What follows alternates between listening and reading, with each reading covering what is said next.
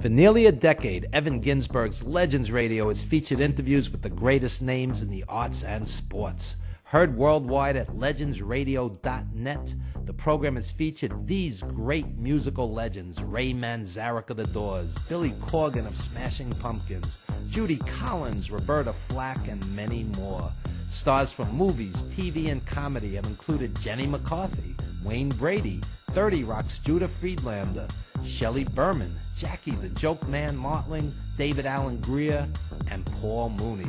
Stars of pro wrestling and MMA include Bruno Sammartino, Rowdy Roddy Piper, Superstar Billy Graham, and Frank Shamrock. Co-hosted by renowned journalist Dr. Mike Lano, Legends Radio is heard Wednesdays 7 p.m. to 9:20 p.m. Eastern Standard. We are archived 24/7 with hundreds of hours of classic interviews. Legends Radio also features the best in indie music, showcasing talent deserving wider exposure. I'm from Brooklyn, baby. Don't forget the gravy. We are soldiers. You missed the birth of your mother and father. Don't you dare miss Evan Ginsburg's Legends Radio.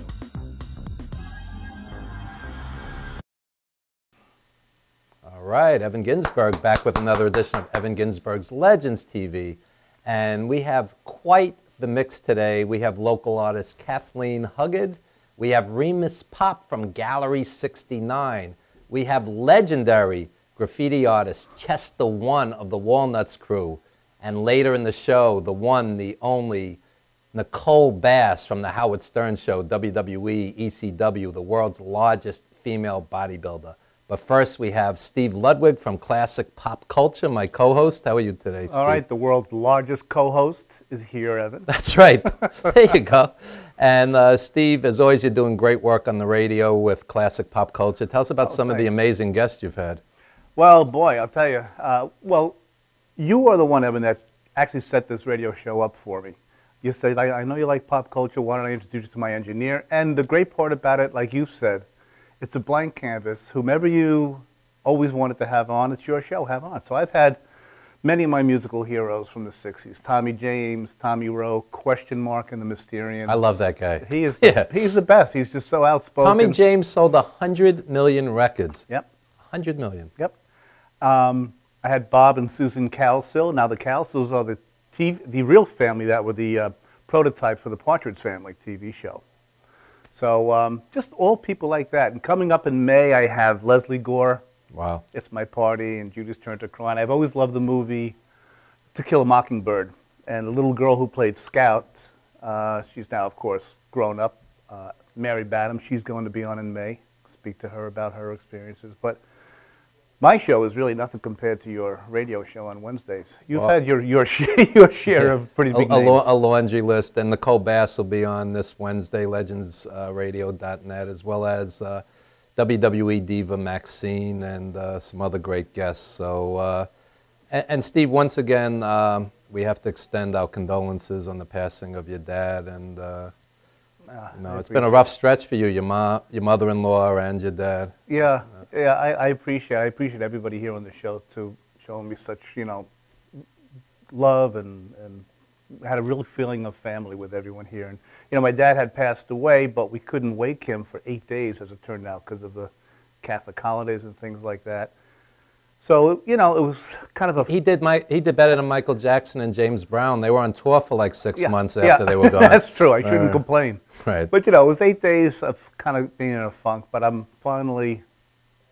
feeling much better about his life, rather than his death. I'm, thinking of his life and what he left my brothers and me. Absolutely, absolutely. So thanks for mentioning that. Of course. And folks, we have some big gigs coming up. We have, first of all, a movie called 350 Days, which I'm associate producer on, which is going to be the Gone with the Wind of wrestling documentaries. And some of the biggest names in the business, Billy Graham, Bret Hart, Bill Eadie, George the Animal Steele, and tons of others are going to be in it. And this is a very brief taste of it. This clip, check it out, folks. Lanny the Genius Poffo on 350 Days, the movie.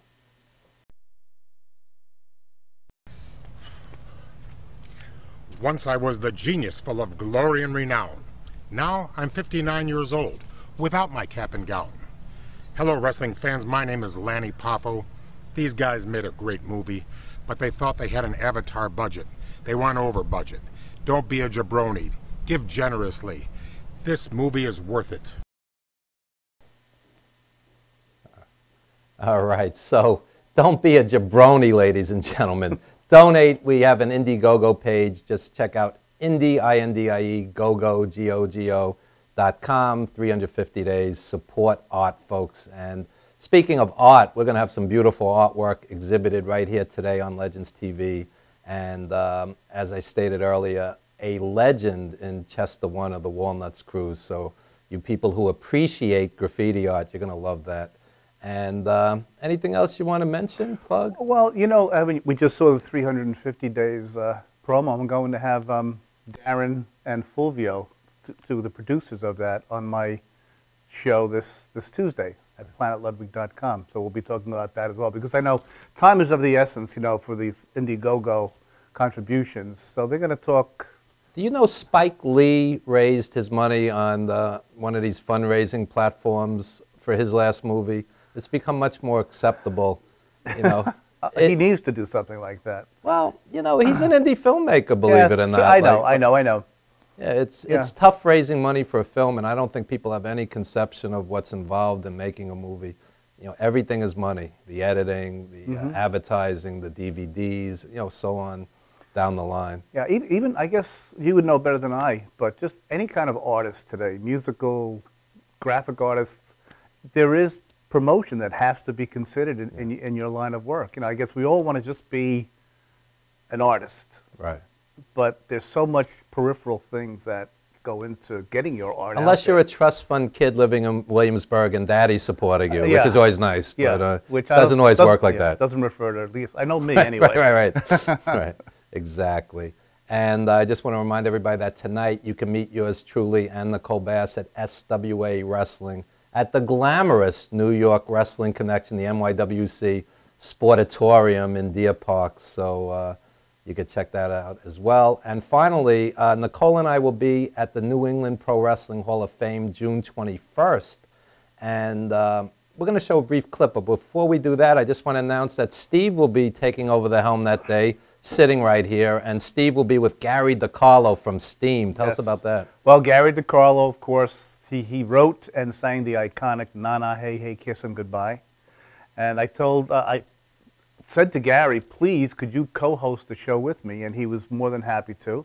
And I know Evan won't be here, so I'm going to, you know, when you were little, you were told, don't run around the house with scissors and hold Yeah. I'm going to bring a pair of scissors because you're not going to be here. I'm going to run around the studio with Gary DiCarlo with scissors. You carve up the couch. So, That's right. So anything can happen on that day. But yeah, I'm so lucky to have Gary DiCarlo. Million-selling artist co-hosting, so that's something special. And he's a very folks, cool guy. There you go. And we had Gary DiCarlo in the archives, so you could check that out as well. And check out all our archives at madhousetv.com and legends.tv.net. And Legends TV is now on Manhattan Neighborhood Network Thursday mornings, 8:30 to 9:30 as well. So we've expanded our reach. Very excited about that. And without further ado, we're going to show a brief clip from the New England Wrestling Hall of Fame, the Professional Wrestling Hall of Fame and Fan Fest. That's June 21st in Rhode Island. You can meet Nicole Bass and yours truly there. And we're going to go straight into a commercial following, and we're going to bring out some great, great artists. So don't go anywhere, folks.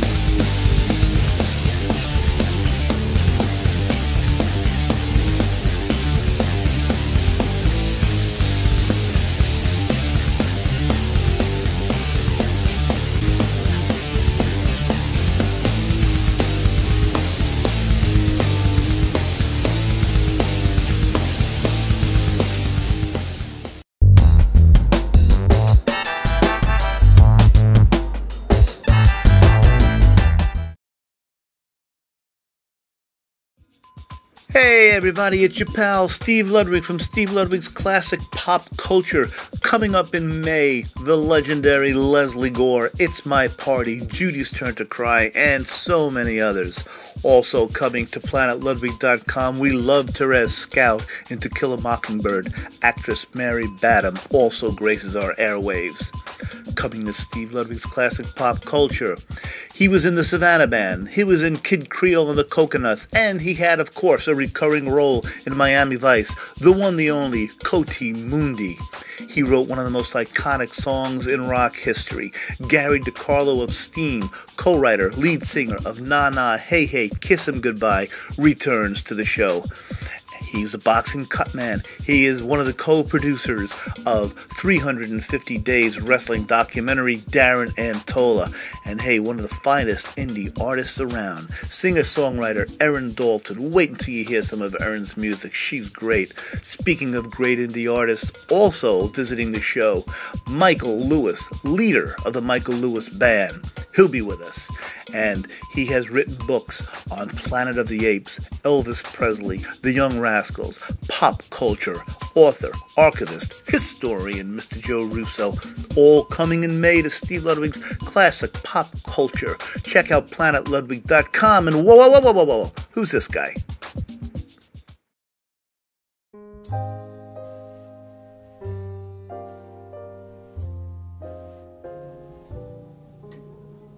My name is Dr. Robert Brevard. I'm here for Multi-Medicine in Westbury, New York. We're located at 1065 Old Country Road, Suite 214. Been here for about 15 years. The practice has medical doctors, physical therapists, chiropractors, acupuncturists. We also do pain management, and we have orthopedists on staff. Here at Advanced Multi-Medicine Rehabilitation, we've got physical therapists on staff who treat an array of conditions, from neck pain to back pain, shoulder pain. We treat carpal tunnel. We treat a lot of car accident patients, slip and falls. We treat patients with knee injuries, with ankle injuries. We have state-of-the-art equipment. We've been here for over 15 years. Vast array of diagnostic testing, from x-rays to EMGs. What is an EMG? It's a diagnostic test that allows a doctor to determine where the pinched nerve is.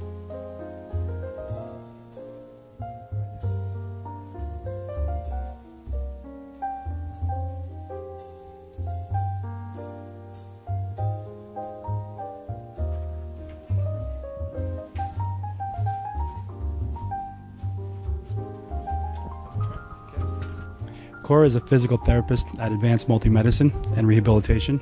She's working on Stephanie, who was involved recently in an automobile accident.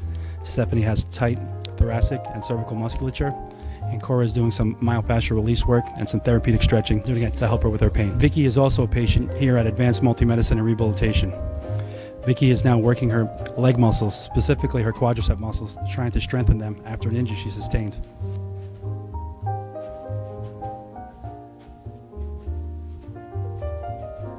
If you find yourself in need of any type of physical therapy, please don't hesitate to call Advanced Multi-Medicine and Rehabilitation, located in Westbury, New York, in Suite 214. Phone number is 516-334-7000, or find us on our website at advancedmultimedicine.com.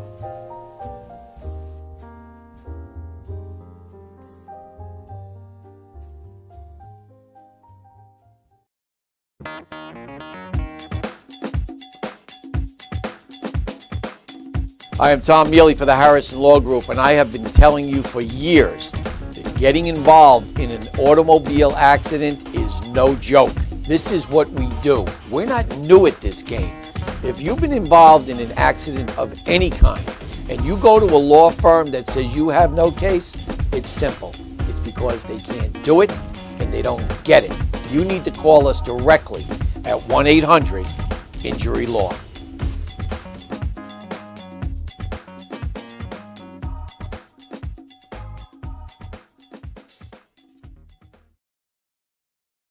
For professional motorcycle transport and towing, think Kickstart Fabrications Motorcycle Towing. Proudly serving all of Long Island, we feature expert handling and 24/7 service. So send a limo for your toy with Kickstart Fabrications Motorcycle Towing.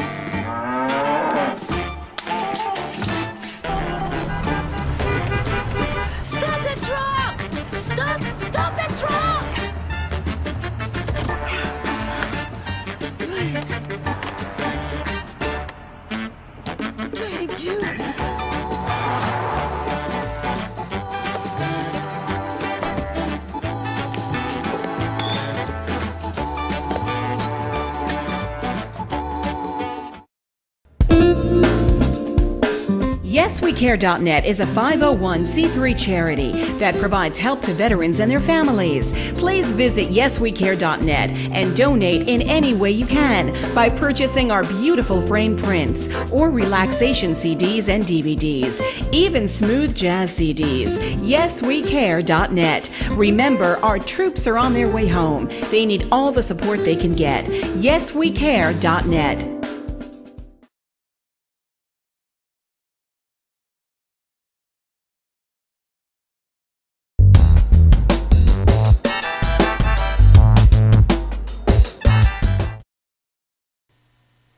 We are back live.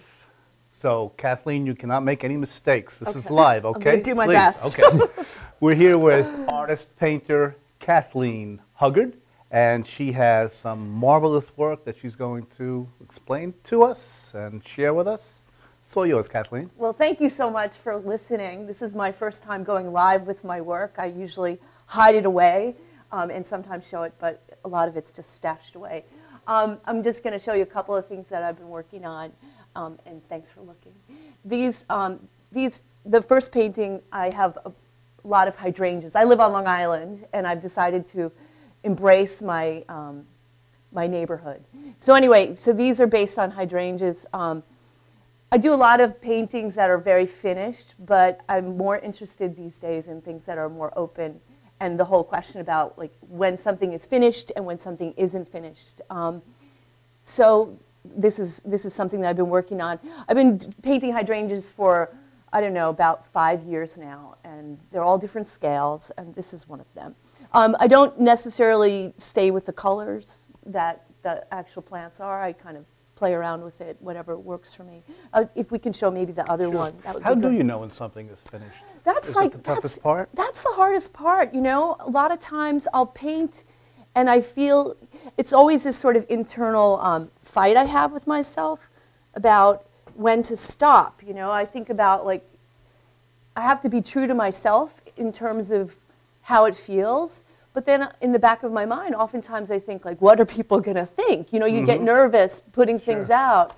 And I think I have to just sort of follow my instincts. And these days, I just let it, when the painting feels like it's good, I'll just leave it and try to stick with my intuition. And this is another one of these hydrangeas. I really am more interested in abstract painting, but I find it's really, for me, it's a big jump to go from representation to abstract. Yeah, it seems like it would be. Yeah, so the plants suggest forms and suggest colors and shapes and shadows.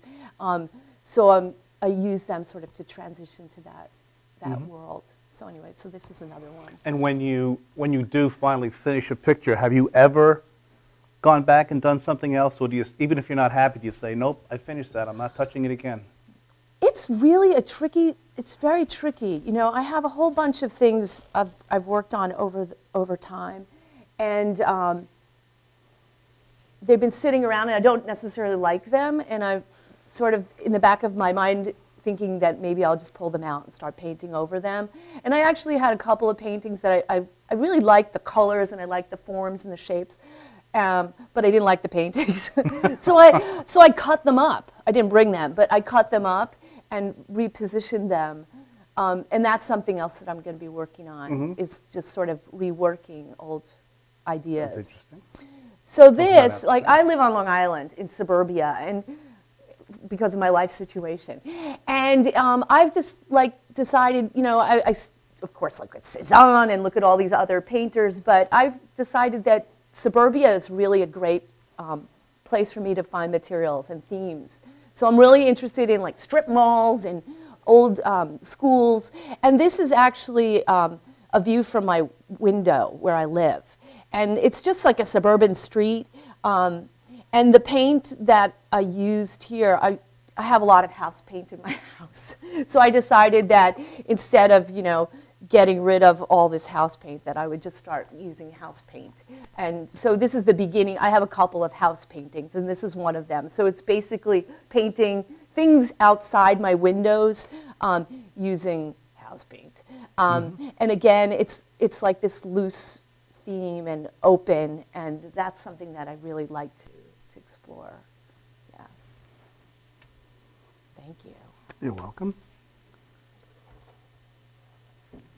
Okay, my last one. Okay. Yeah. So I think for me, you know, I've been painting since I was a kid, and it's been really difficult to sort of, when I first started painting, to try to figure out what it is I like to do.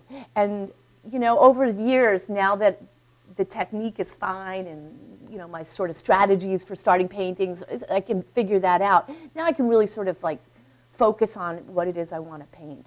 And what I'm inspired by what's around me. And I travel back and forth to the city all the time. And I'm always on the trains, and I'm always with people, and I love people, actually. I love looking at people and being with people. And so I decided I do sketches on the train every day. I have I'm real disciplined, and I draw at least 15, 20 minutes a day, really fast marker drawings of people. And they're all really nice. You know, nobody ever, you know, yells at me, and I have these nice exchanges with people who watch what I'm doing and stuff.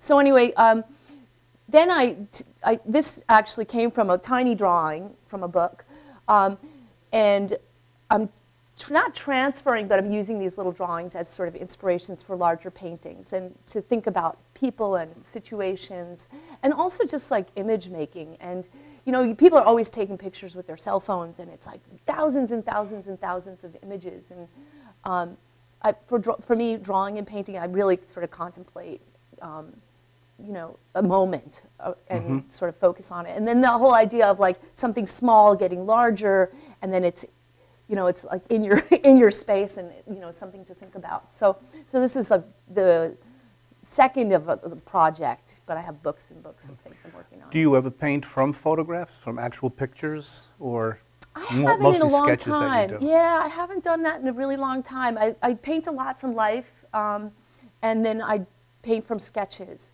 But usually I paint from life. Mm. Yeah, I like to be out with people, and I like things changing.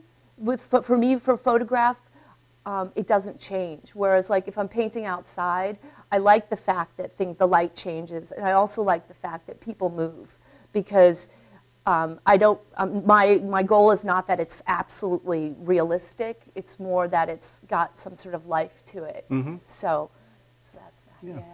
I have one more question, sure, Kathleen. Thank you. How long did it take you to do this one?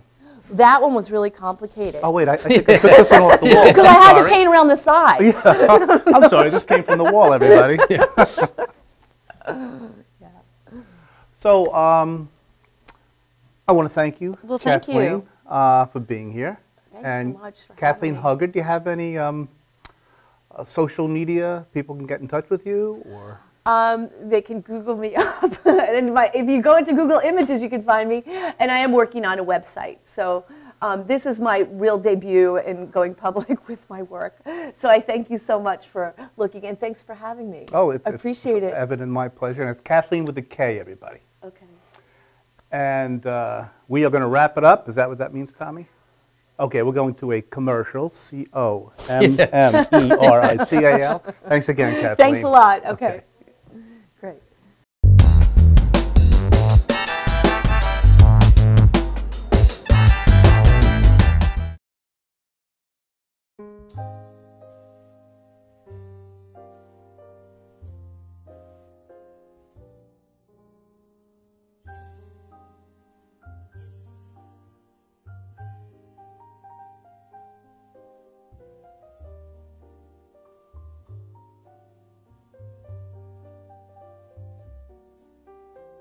Hi, my name is Dr. Tom Dow.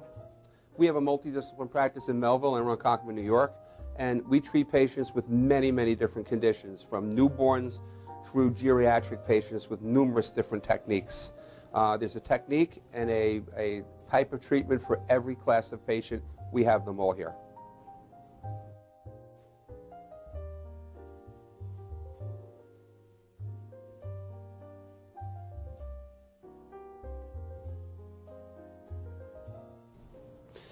Here's my son Thomas, also a doctor of chiropractic, working on one of our patients' cervical spine. This patient has had chronic neck pain for many, many, many years, has been to a multitude of different practitioners with little or no response. And with our specialized techniques, she has improved tremendously and continues to improve on a daily basis. We have two practices, one in Melville and one in Ronkonkoma, New York. We are a multi-discipline chiropractic office. What that means is we have chiropractors, massage therapists, acupuncturists, psychologists, all working as a team and a network of outside professionals such as orthopedists and neurologists that we work hand in hand with to help determine what your injuries are and the best way to treat your injuries. I have the great pleasure of having my son in practice with me. We work hand in hand, father and son, to give our patients the best care possible, and a staff which is loving, caring, and you'll never have to wait at all in our office for service.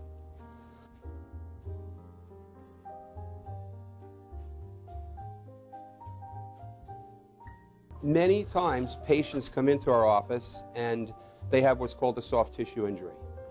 Soft tissue injuries are like scars inside your body. If you've ever been cut on the outside of your body, you get a scar. The same thing happens inside of your body to your muscles and ligaments. So our job is to determine where those are, stretch the muscles, adjust the vertebra back into their correct position, and then refortify the normal structure with exercise. That's what we do best, and I hope someday you'll come see us at one of our two offices. Thank you.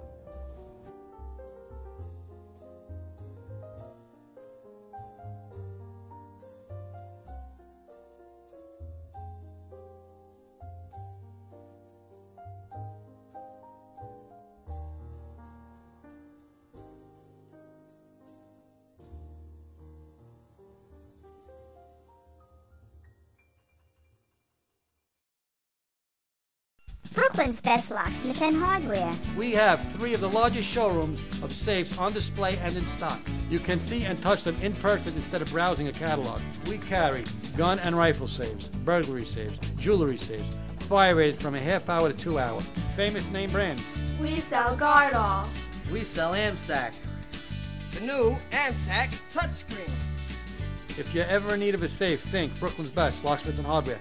Right, Lockie? That's right, Alan. This is Beth. Hi. Oh, congratulations. When are you due? I'm not pregnant.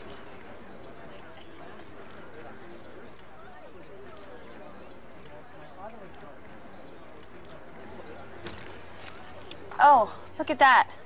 Excuse me. You're totally thin. You look very sexy. For life's bleachable moments, all it takes is 3/4 of a cup. Are you planning an event and want to include entertainment, but you're not sure where to turn? Act1Entertainment.net has provided over 1,500 events with quality, affordable live entertainment at private parties, corporate affairs, festivals, bike rallies, and more. Act 1 will fit into your budget. They're friendly, reliable, and do all the legwork for you. They take all major credit cards. Log on to Act1Entertainment.net for a free, no-obligation price quote, or call 631-758-3505 for a brochure. You'll be happy you did.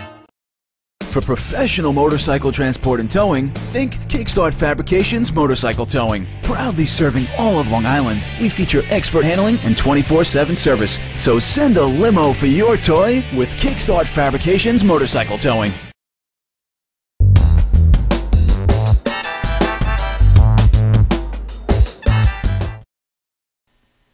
All right, and we are back, ladies and gentlemen, and enjoying the festivities. We have Chester, one of the legendary Walnuts crew, and we have Remus Pop from Gallery 69. You guys are looking a little like the Blues Brothers there with the shades. Awesome, awesome. Incognito, yes. And Remus, update us on Gallery 69. You're doing some work with Chester, are you?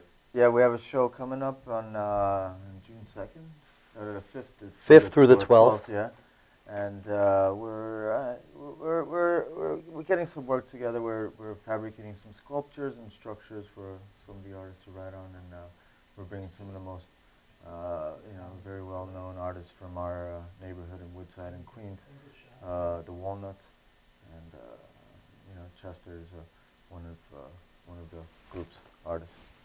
And Chester, tell us a little about your background. You've been out there quite a while now. Yeah, I've been writing for a long period of time, and started back in late 80s, and during that time, that's when trains were dying out, where people were doing good rolling art on the trains, and moved towards the street movement, and writing more your name on the streets and everywhere else.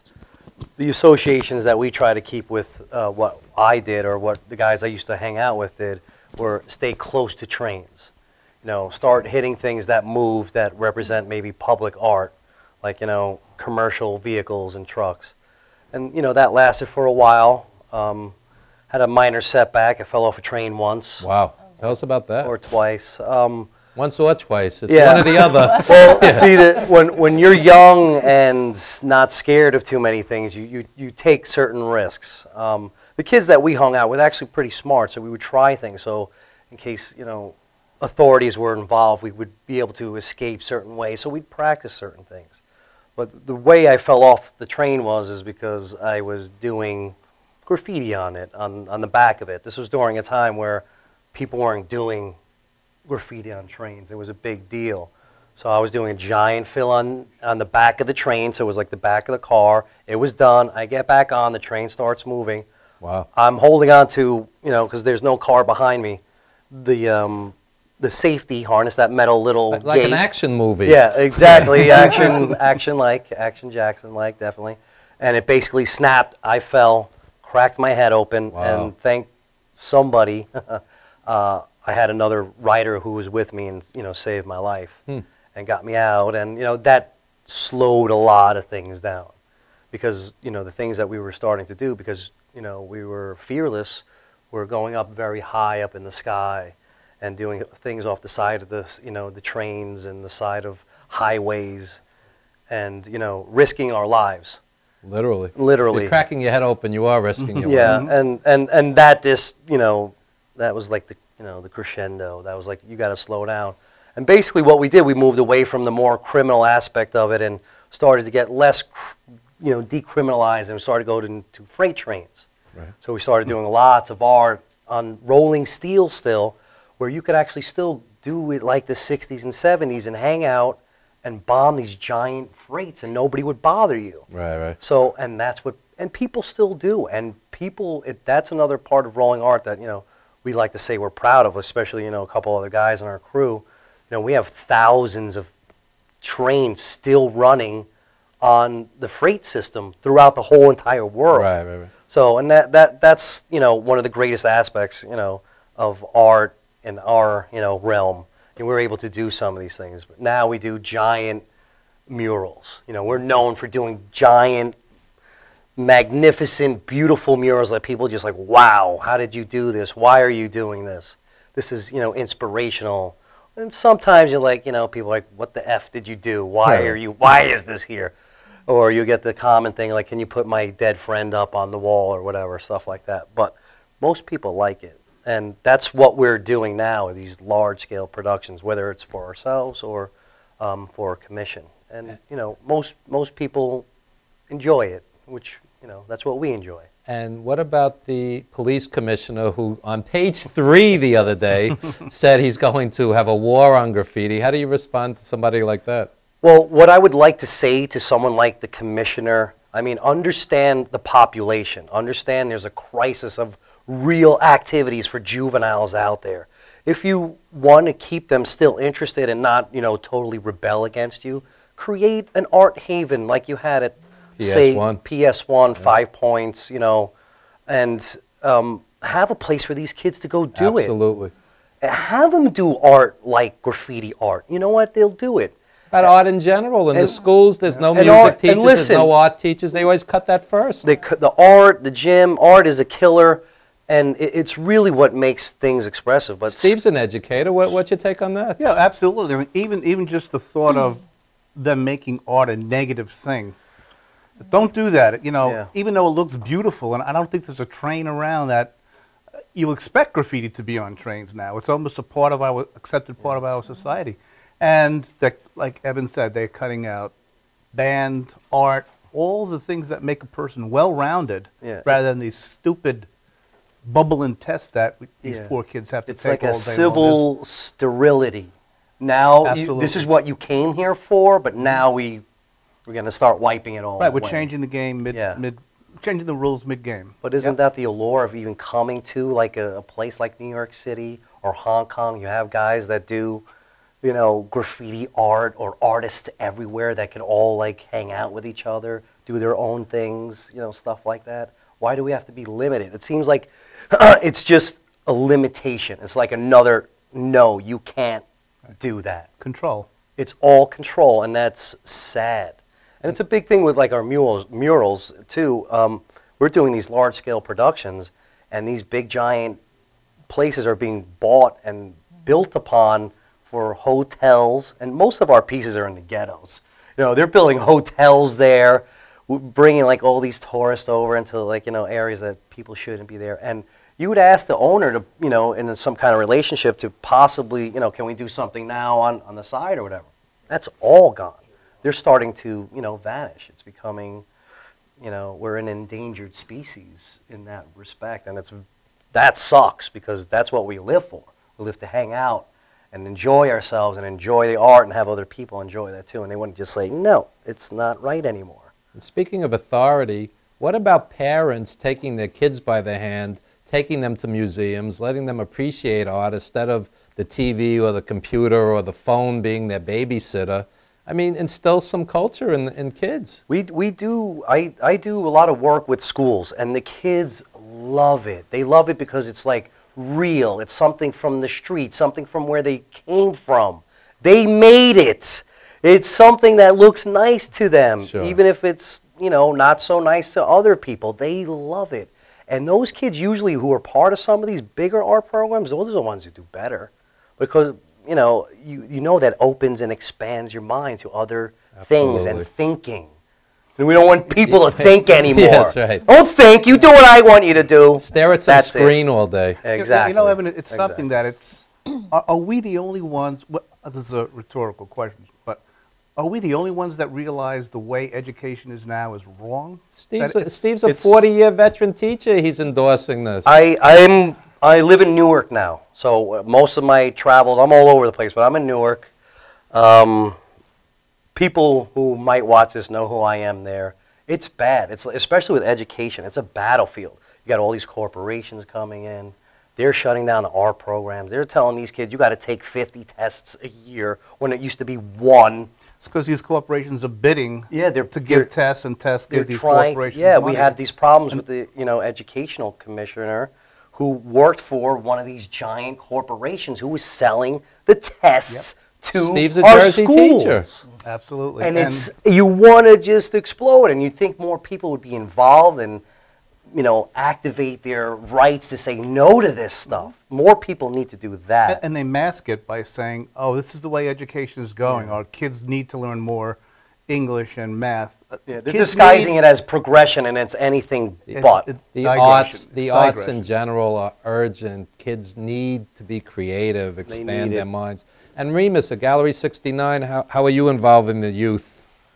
Oh, okay. So we're trying to, you know, get involved with the community by bringing face painters and graffiti artists to interact with the kids in the neighborhood, teaching them calligraphy, you know, by doing face painting, and you know, encouraging the parents in the neighborhood to stop by and you know, see what's going on.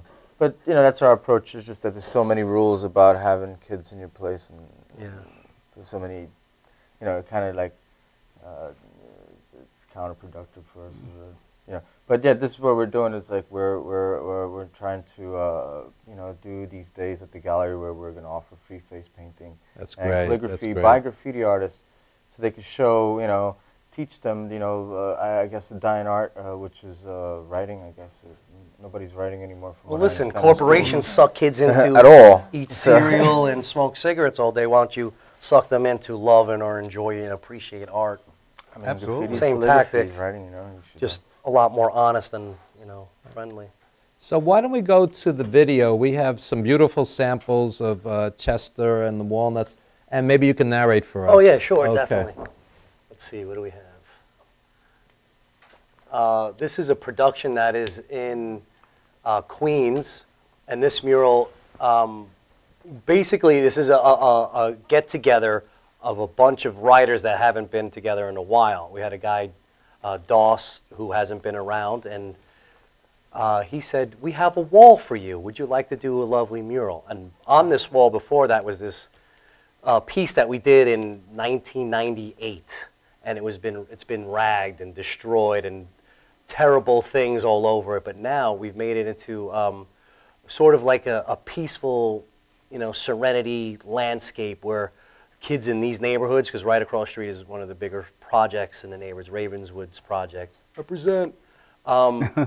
There's a lot of blight, and what we did is brighten up this whole entire corner, which reaches about 15 project housings. That's great. And we get nothing but accolades and respect and love for it. It's got like a fish, almost praying spiritual woman in the center, while our art sort of try to reflect some of those images in the lettering. That's, we're always thematic, and that's sort of what the theme is. Let's go to the next one. This is a very large production. This is out in Brooklyn, right across the street from the Marcy Projects, the home of Jay-Z.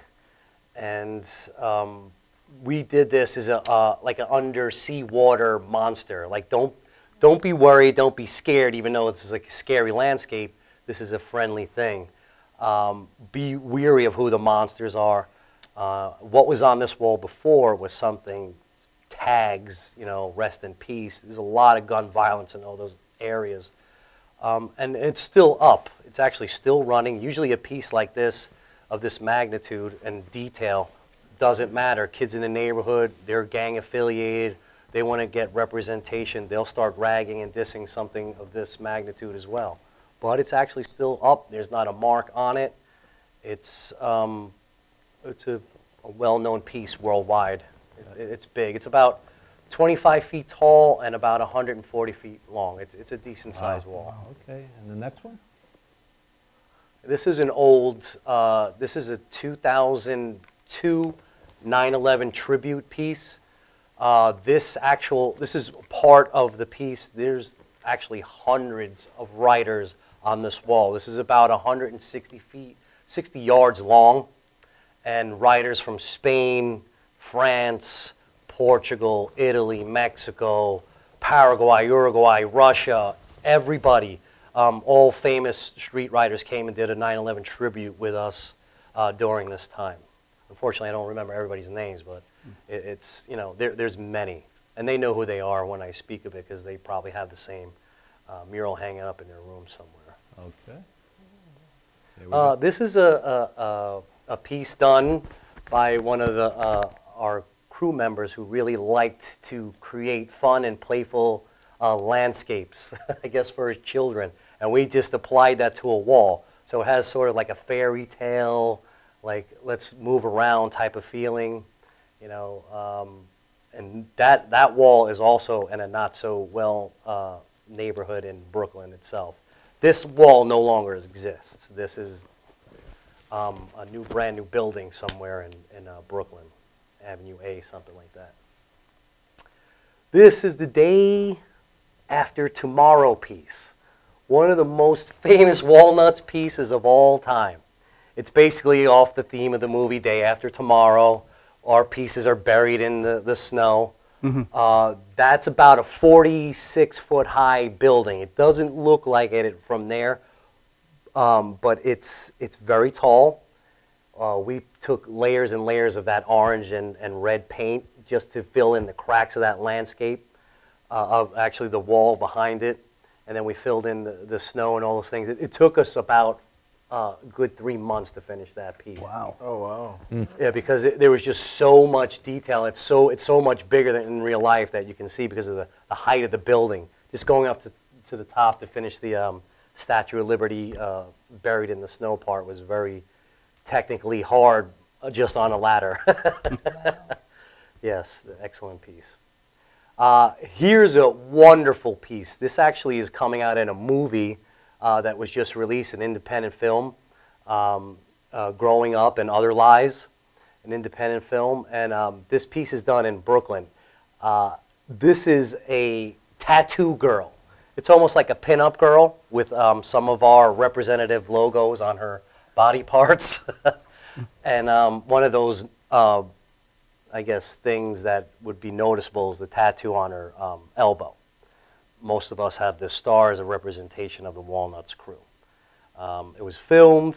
It's actually been changed a number of times. Very, very noticeable piece in Brooklyn. That's Bensonhurst, Brooklyn, right there.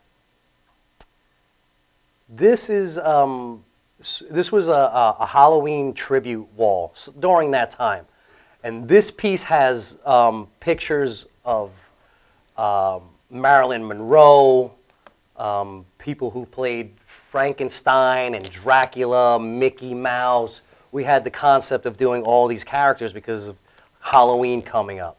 Some of our own personal touches were put in. Some of these morbid characters, they're towards the back and the right. Some of these stoned out hippie zombies before it was even popular are there. This wall no longer exists as well because it's been taken over by a company that does filming in the building. So now it's just a blue wall. Wow.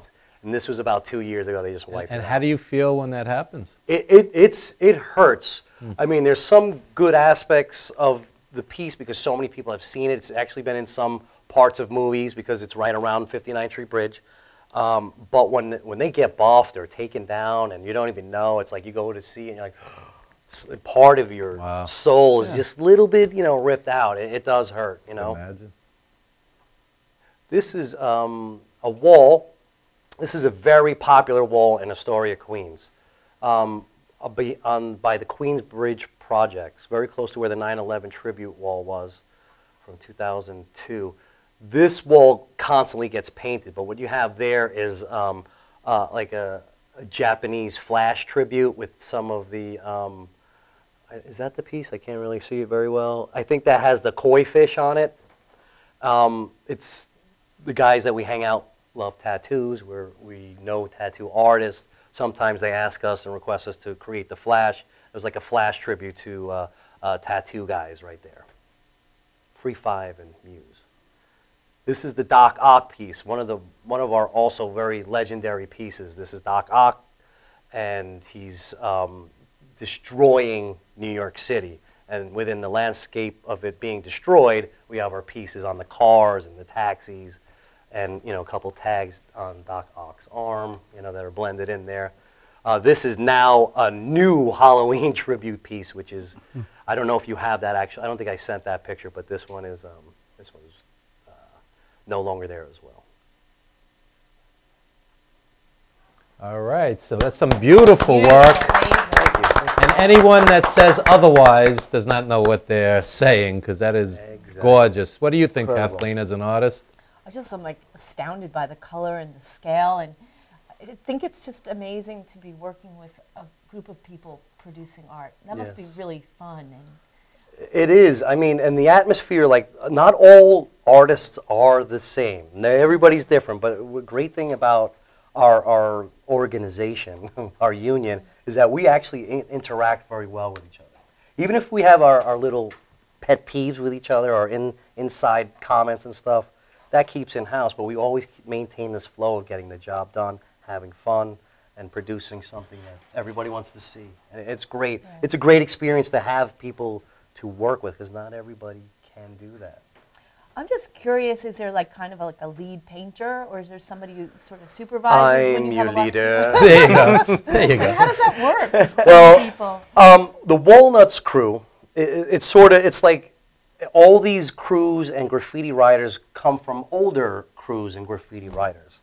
And a lot of us watch some of these great legendary guys from the 60s, 70s, and 80s. And as we were growing up, like, oh, we want to do that. We want to be like these guys and maybe change to do something like that. So like some of those old crews influenced older guys like us in there. And we had our own like street writing crew, which was Jeezy, Gadzooks, and we were guys that wrote our tags everywhere.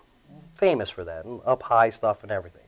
So, and as that started to transform and people were going to jail and stuff like that, we needed to move away, and we formed into the Walnuts. But usually we form these things because of things that we saw before us, and they've just grown into something bigger and more universal for everybody, which is great. And Chester, please give out any contact information. How do people reach you? Sure. You can definitely try to contact us through thewalnutscrew.com. There's a list of people you can talk to me. I'm usually the one who talks to everybody anyway. We also have ColeWalnuts.com. He does a lot of new age type of graffiti art. Fantastic. You might want to check some of his stuff out. And possibly, you know, see us on Facebook, Walnuts Crew. It's 2 L's in Walnut. 2 right? L's. Yep. 2 Utah, 2. There you go. and Remus, tell us about Gallery 69. How do people get in touch with you? You can reach us at Gallery 69 on NewYorkGallery69.com. You could find me on Facebook, Remus Pop. R-E-M-U-S, P-O-P. R-E-M-U-S, P-O-P. And give me the address of the gallery. Gallery's at 69 Leonard. It's on Leonard and Church. And the Walnut Show is going to be on June 5th. It's a Thursday from 7 to 10 p.m.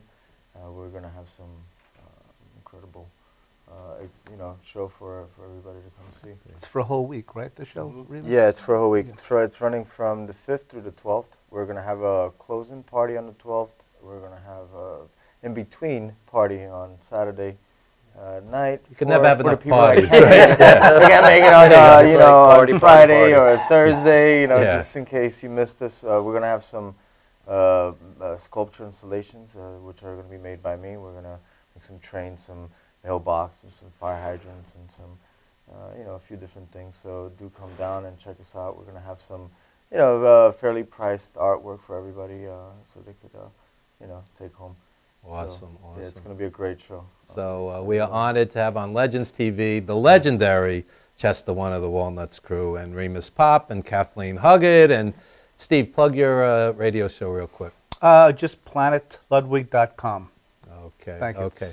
Thanks, Evan. And you're on Wednesdays on Legends LegendsTV.net and LegendsRadio.net. Check out the websites. And folks, speaking of legends, Nicole Bass, the world's largest female bodybuilder, formerly of ECW, formerly of WWE. She will be out in just one moment. Don't go anywhere. Yeah.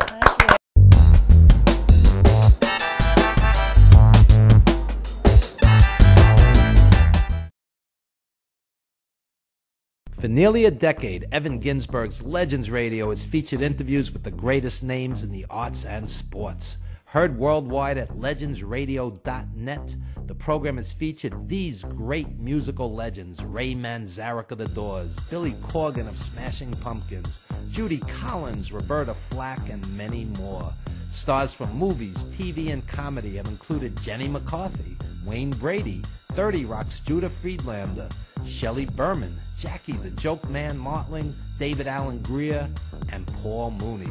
Stars of pro wrestling and MMA include Bruno Sammartino, Rowdy Roddy Piper, Superstar Billy Graham, and Frank Shamrock.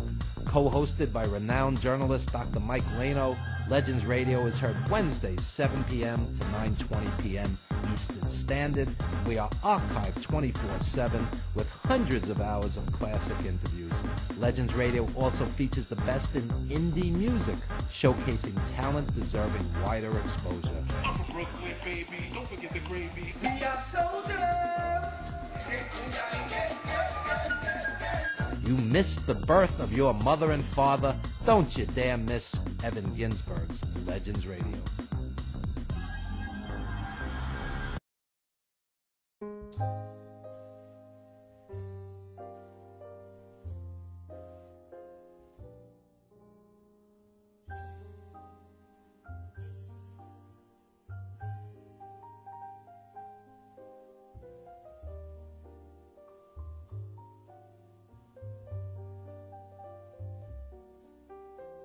Hi, my name is Dr. Tom Dow. We have a multidisciplinary practice in Melville and Ronkonkoma, New York, and we treat patients with many, many different conditions, from newborns through geriatric patients with numerous different techniques. There's a technique and a type of treatment for every class of patient. We have them all here.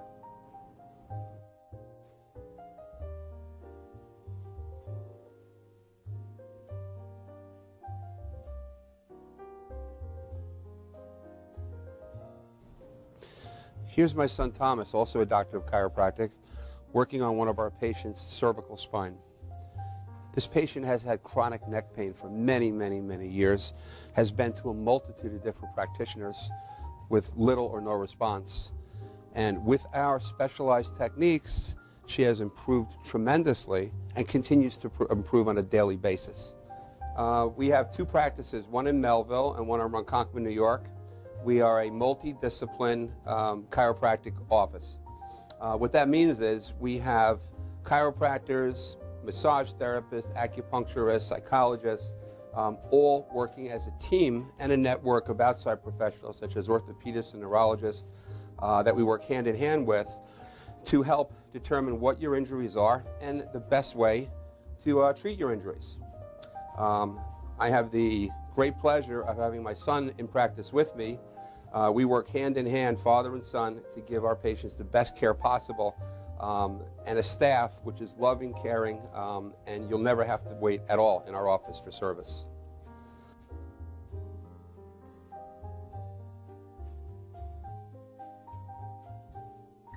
Many times patients come into our office and they have what's called a soft tissue injury.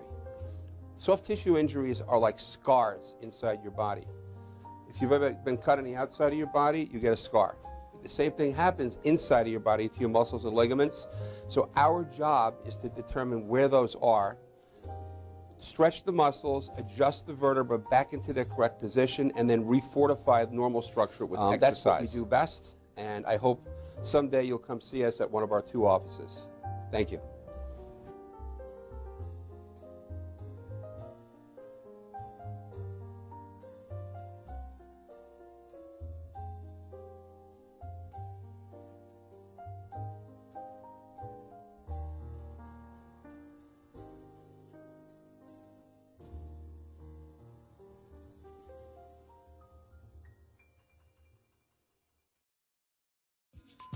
Hey everybody, it's your pal Steve Ludwig from Steve Ludwig's Classic Pop Culture.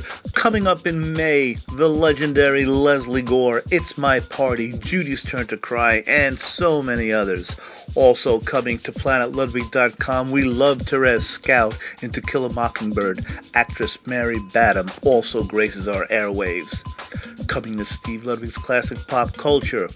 He was in the Savannah Band, he was in Kid Creole and the Coconuts, and he had, of course, a recurring role in Miami Vice, the one, the only, Coati Mundi. He wrote one of the most iconic songs in rock history. Gary DiCarlo of Steam, co-writer, lead singer of Na Na, Hey Hey, Kiss Him Goodbye, returns to the show. He's a boxing cut man. He is one of the co-producers of 350 Days wrestling documentary, Darren Antola. And hey, one of the finest indie artists around. Singer-songwriter Erin Dalton. Wait until you hear some of Erin's music. She's great. Speaking of great indie artists, also visiting the show, Michael Lewis, leader of the Michael Lewis Band. He'll be with us. And he has written books on Planet of the Apes, Elvis Presley, The Young Rascals, pop culture, author, archivist, historian, Mr. Joe Russo, all coming in May to Steve Ludwig's Classic Pop Culture. Check out PlanetLudwig.com and whoa, who's this guy?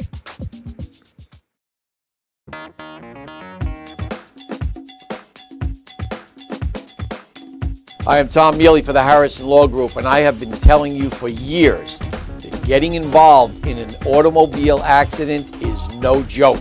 This is what we do. We're not new at this game. If you've been involved in an accident of any kind, and you go to a law firm that says you have no case, it's simple. It's because they can't do it and they don't get it. You need to call us directly at 1-800-INJURY-LAW.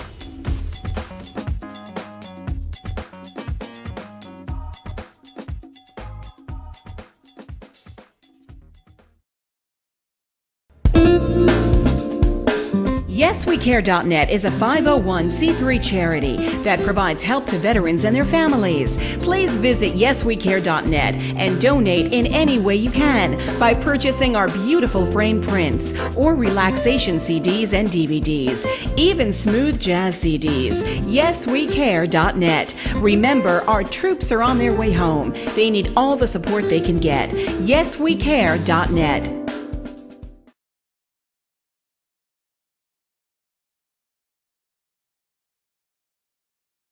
Dad, where do babies come from? Well, there's Dad's big, shiny rocket ship. That's right, it's filled with babies. Babies of all kinds. And when the shiny rocket ship penetrates, Mommy and Dad goes, and when the time is just right, there's a space launch. All systems go.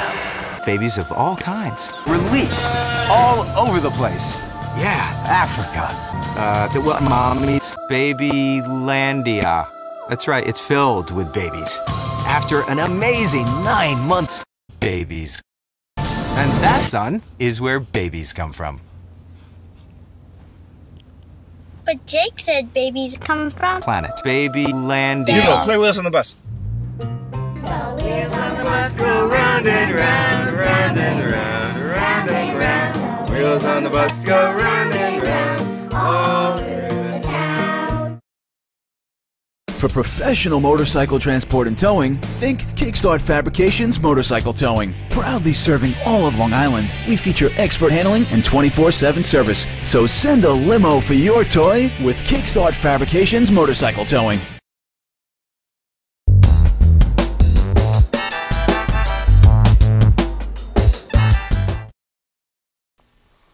All right, and we are back with the legendary Nicole Bass. You can meet her tonight at the SWA event at the NYWC Sportatorium right here in Deer Park, Long Island, and also May 31st on the America's Championship Wrestling card, AmericanWrestling.com. What an honor it is to have my friend Nicole Bass on Legends TV. How are you? Thank you.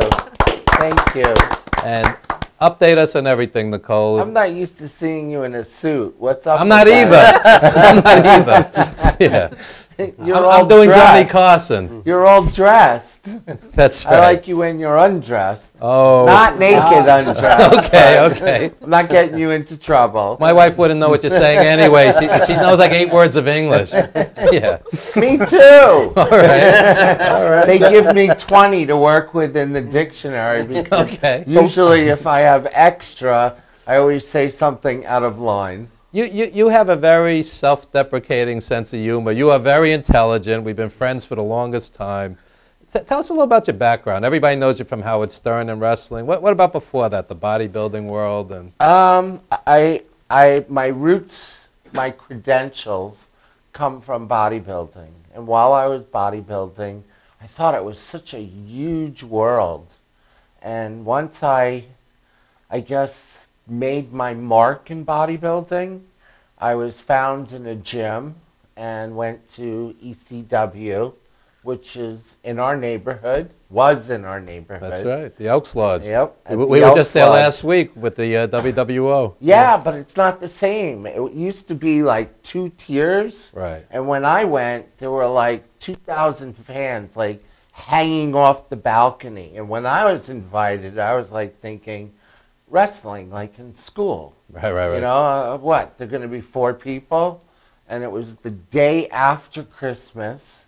And I was saying to that, I don't want to go. Ugh, what am I going to go for? To see four people do wrestling? And it ended up, I walked into it, and that was the beginning of my wrestling career. And I realized how small a world bodybuilding was. But I still, that's my roots. That's my credentials. And you said that Jason Knight was one of the people instrumental in helping you? Jason Knight was in Gold's Gym in Astoria. And he came up to me, and it was, again, like everybody always talks to my boobs. So now I just show them off. Hi, I'm Nicole Bass. Do you notice them? I thought you were talking about the people on the couch. Yeah, they noticed them. No, I thought you meant the boobs, you know, all of us. Oh, boobies. So, boobala, what's going on? Jason Knight had come up to me, and it was, again, like my head was cut off, and he was like, where did you come from? Right. Who are you? And I thought he was trying to pick me up. And I was, my attitude was like, where is my husband when I need him? He's not around. And I said to Jason, sure, me and my husband would love to go. That's right. And, you know, the months, I guess it was in, sometime in November. And Christmas did come. And you know how you are at Christmas. It's like you eat and you drink so much that you don't want to go and do anything. So, day after Christmas, as full as I was, and as out of my mind as I was, I get worse when, you know, I'm out of my mind. I am out of my mind normally, but people don't notice that. But I had been forced to go, and when I showed up at the ring, it was 2,000 fans hanging from the rafters screaming, Nicole Bass! Yeah. And they knew me from Howard Stern. And I didn't know a face and a heel. I knew that go in the ring and make everybody love you. And Tommy Dreamer came up to me and he was like, why can't you be a wrestling fan? So I was like, what did I do wrong? Right. And he was like, you're a heel. So the next night, I thought that I should finish the job, and I went and I made everybody hate me. I mean, hate me beyond words. How'd you do that? What did you do? I was like, what are you looking at? You're telling Why are you looking at me? Why are you near me? You're telling me what you did, I hope. Oh, yeah. and I was like, and I would slap my butt because I thought that you weren't allowed to curse. But as time went on, I was like, fuck, shit, suck, whatever, bitch. And I made the people hate me. Now it doesn't work. It's like even when I'm nasty, they just laugh at me. Like you guys. It's been, wrestling has been a pretty long road. I guess Evan's going to ask me questions to put me in my line because I'll just go off and talk about anything. Well, why don't you just tell us some of the highlights of your wrestling career? The highlights were ECW was awesome. They go in that ring and they fight so hard. Oh, yeah. It's choreographed, but the dance doesn't always go as planned. And even when the dance goes as planned, I remember walking into the back and the guys are in the shower and they're cutting the barbed wire out of Sabu's back or Sandman's back. It's pretty serious. At least ECW was when I was there. Yeah, I was backstage with Unbelievable. Paulie back in the day, and it was like a mass unit. Yeah. Honestly, Paul Heyman ran that so perfect. Yeah. There's only one person that could do ECW. ECW was awesome. When WWE did it, it was very lame. Vince they neutered didn't know how to do it. I mean, I would take chair shots, and I don't care if it's choreographed or not, but those chair shots, they hurt. Oh, yeah. I mean, going through this, if you just, all they would do is just, this table, I mean, they would throw me, they'd take out the metal underneath. You're still going through a table, you know? It still hurts. I got the scars over here to prove it. I got, you know, a little bit on my back. Any permanent injuries? No, I'm just permanently nuts. Okay. But in a good way. You say in a good way. You say that like it's a bad thing. Like a walnut. Yeah! Let's hear it for the walnut. 1 L. He gets the 2 L's because he's probably more nuts than I am. That's correct. I called him a walnut. Not meaning lower part of your body, just upper. Just upper nutty. There you go. And when you look back at your wrestling career, any regrets, anything you would have done differently? Yeah, I would have, when I sued WWF, I would have stood up more for Owen Hart. I think that was the largest tragedy of my wrestling career. Owen Hart, I was what you consider as green, and I would always follow and sit in the arenas to watch the practice. When I say I sat in the audience, I mean the arena would be completely empty, and I would sit there and I would watch. And I remember watching that, and the harness was loose, and you know, they didn't bring him up as high, but they brought him up higher than he should have been brought up. And it's just the whole thing. I should have opened my mouth more. When I was in court, I had been hit with a non-gimmick guitar, and when I had sued the WWF, I remember being cross-examined by, I think it was Jerry McDevitt, I'm not sure, and I was like, but I was hurt that night. I was hit with a non-gimmicked guitar. I remember coming out of that ring and there was nobody there because Owen had been taken to the hospital. I remember, I guess I should start at the beginning. When Owen didn't have the right harness, they were like, don't worry, you'll have the right harness that night. Yeah, boy. And it's hard for me to talk about. Yeah, that's okay. So We what happened understand. was he didn't. He was a born again. He did not curse or drink alcohol or anything. He liked to interact with the audience, so he had put on a garbage man's uniform and went out amongst the fans. He just liked to be amongst people. Everybody loved him. Yeah, and I Yes. remember him coming back, and I was like, wow, that's like what actors do. You know, he had his hair all tousled up and his face, like, I don't know the face, but it didn't look like Owen Hart. And he came back and still had his garbage man's uniform on and the wrong harness. And I remember him throwing it and saying, that's not my fucking harness. And he ended up going up in that harness, which was supposed to be used 2 days later with the midget. That was when he was the Blue Blazer.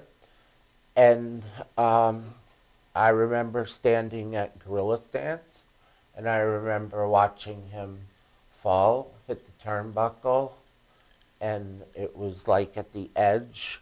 You know when you look at something and you're like, I didn't just see that. Right. Your Surreal. jaw, you're like, because I was green again. I would always try and be where I was supposed to be. So I remember standing there and I was like, I didn't just see that. And I saw it. And they wheeled Owen in front of me, and he was white as a sheet, and I knew he was dead, and Vince McMahon was there, and the other management. You know how when someone puts their hands in their pockets and rocks back on their heels? They were all standing there with their hands in their pockets, and the wrestlers were around, and they wheeled Owen, and they said, Owen wants the match to go on. And I was like, but he's dead. And they all turned, the look that I got from Vince was like, shut the hell up. And the wrestlers all got excited, what? You know, and everybody that was in suits turned around and looked at me like, shut up. So I got scared and I hid under a table.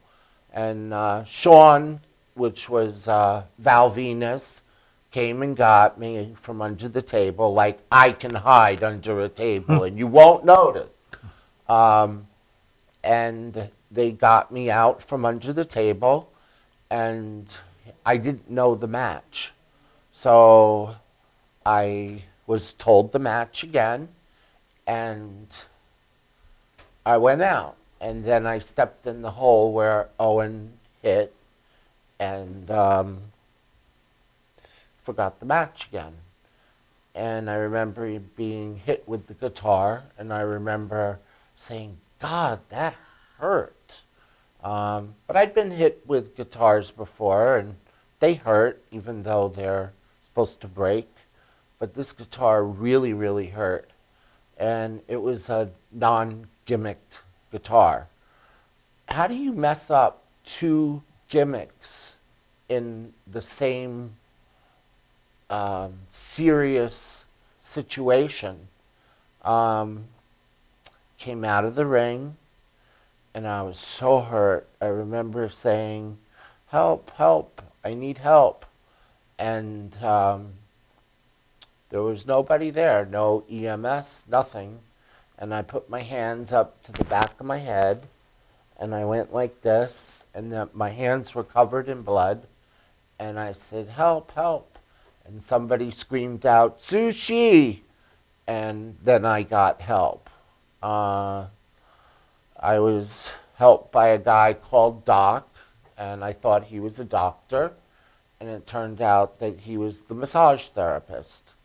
They glued me back together and told me that I can't go to the hospital because I'm a heel and that nobody liked me in that town. And I didn't say that on the stand. So I'm sorry for that. I really am sorry. Wow. It's a heavy thing. There are things that I left out, but it's a thing that I truly, truly regret that I wasn't more aggressive. I understand. I understand. In hindsight, and I hate hindsight. I rather look to the future and not let your past chase you down. Absolutely. And speaking of the future, you now have a Facebook page, and soon you're going to have your website back up. And I'm back. There you go. Yeah, there you go. I'm back. That's right. That's right. And I disappeared because my husband had a very bad heart condition, and he needed someone to take care of him. And we had a love like nobody's business. He was my best friend, the best guy to have fights with, and the best guy to be in love with. So I just took a sabbatical. And I guess it was 5 years or 7 years. I've been training 3 weeks now, and I definitely have the structure. The only thing is my boobs are going to go away, and I love them. I just love them. But they're going to shrink, so I'll just have to wear padded bras. And I'm sure the audience would like to know a little about Howard Stern. You speak very highly of him. Howard did something to me that changed me. And what he did is he made fun of me to no end. The shtick on the show, and I don't know how he gets away with the things that he does, but I have never had such admiration for someone as I do Howard. When I first I was on New Year's Rotten Eve. I got invited to the beauty pageant, and when they had called to invite me, I thought it was a joke. Like, who's going to invite this face to a beauty pageant? Not cool, right? But anyhow, I had owned a gym at the time, and there was a message left in the gym. So the message was that I was invited to a beauty pageant, and the message ended up being 3 weeks old. So I was sitting at the counter, and my husband walks in, and he says to me, I said to him, I got invited to a beauty pageant. And he goes, Howard Stern called? And I said, he invited you too? And I got in trouble for saying no to the people that invited me. And I ended up being on New Year's Rotten Eve. But the lesson that he taught me was that I was a snot. I was this uptight uptight bitch that would be like, I'm the largest woman bodybuilder in the world. And who are you? And Howard was like, I want to see your vagina. Yeah. And it was like, I was really uptight about it. Excuse me? Yeah. You're a man. And I was even more offended because God forbid anybody would talk to the largest woman bodybuilder in the world like such a, I just couldn't handle it. But he taught me that, without him trying to teach me, he taught me that we're all the same. Walnut, Remus, what's your name again? Kathleen, Steve. We all have different jobs, but we're all equal. You know, these guys are saying that art has to be more accepted, and I'm saying that women's muscles should be more appreciated. We all have, I think we're all going through different doors, but we all end up at the same door. So to me, with Howard, you know, as obnoxious as he is, in that obnoxiousness, he is a very soft, intelligent man that knows marketing. He opened so many doors for us as far as our freedoms of speech.